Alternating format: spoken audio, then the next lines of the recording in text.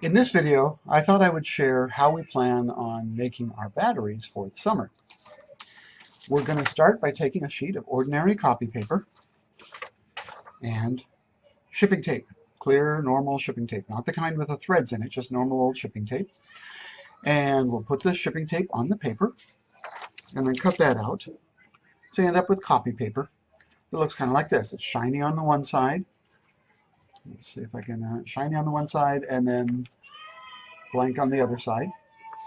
Then we will take, this gives us a strong surface even when wet.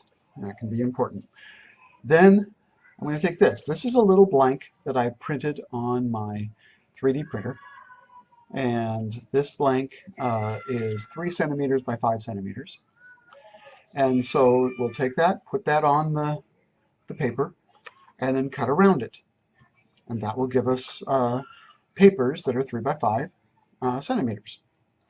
We'll then take and paint one side of it with our conductive ink, and sometimes it's a mixture, sometimes we may sprinkle things on top, but that'll be the active area on one side. On the side that is the non-tape side, obviously the normal paper side, so it can sink in and have something to adhere to very easily.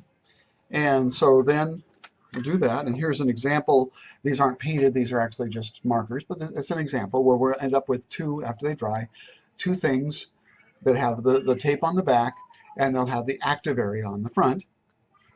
Then we'll put those together, and we'll start with this. This is a little 3 centimeter by 3 centimeter piece of plastic printed on the printer. You don't have to print on the printer. If you have something that can work, you can just cut it out or whatever. These are a little bit stiffer and nice. If anyone wants the files, I can give it to them, no problem. They're just a very, very simple thing to print. So you take that and you start with that, and then you put this one on top of it. So you have the active area on the inside. Then you'll put another piece of copy paper. This will be our separator to keep the layers apart from each other, and it'll be filled with the electrolyte. Put that on top like that. Okay. Then you want to put the other active area. This one, you want to put it this way, face down on this, so it touches the separator like the other one, but so that the two pieces are in opposite directions, so they're not going to short out. You don't want to put it in the same direction. You don't want them to short out. And then another one of the 3 by 3 stiffeners. And so you have this, a very lightweight, very thin little sandwich. Then you take a clothespin, put it on one side, take another clothespin, put it on the other side. The reason I use 2 clothespins is when I used one, I saw one edge was sticking up, and 2 seems to hold it down nice and firmly. Now you have a battery. It will rest reasonably well on a tabletop. You can put clips on it. To get to those, they have some strength to them.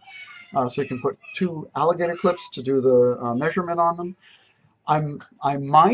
We'll see, I might add some copper wire and just bond that in with some more conductive ink. But for the moment, I think I'm just going to start by trying the clips.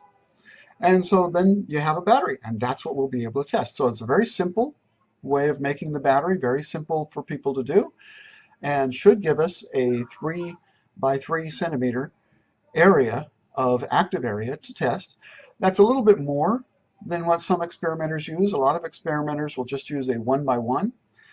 I'm not expecting the batteries necessarily to be that good, and so I'm thinking that having the 3 by 3 will be a little bit better in terms of giving batteries so that everybody can see the batteries do something fun, like turn on a light, spin a motor, produce some good results.